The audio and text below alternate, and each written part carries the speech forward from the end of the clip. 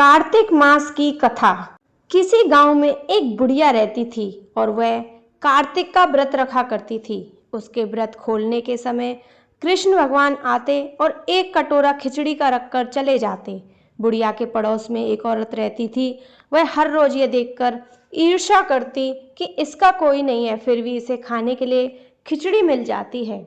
एक दिन कार्तिक महीने का स्नान करने बुढ़िया गंगा गई। पीछे से कृष्ण भगवान उसका खिचड़ी का कटोरा रख गए। पड़ोसन ने जब खिचड़ी का कटोरा रखा देखा और देखा कि बुढ़िया नहीं है, तब वह कटोरा उठाकर घर के पिछवाड़े फेंक आई। कार्तिक स्नान के बाद बुढ़िया घर आई तो उसे खिचड़ी का कटोरा नहीं मिला और वह भूखी ही रह गई।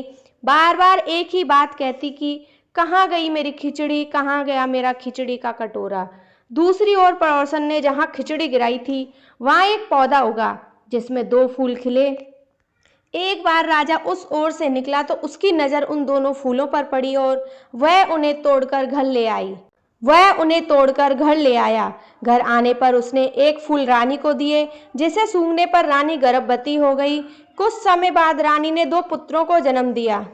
वह दोनों जब बड़े हो गए तब वह किसी से भी बोलते नहीं थे, लेकिन जब वह दोनों शिकार पर जाते तब रास्ते में उन्हें वही बुढ़िया मिलती जो अभी भी यही कहती कि कहाँ गई मेरी खिचड़ी, कहाँ गया मेरा कटोरा। बुढ़िया की बात सुनकर वह दोनों कहते, हम है तेरी खिचड़ी, हम है तेरा बेला। एक बार जब भी वह शिकार पर जाते तो बुढ़िया यही बात कहती और दोनों वही उत्तर देते।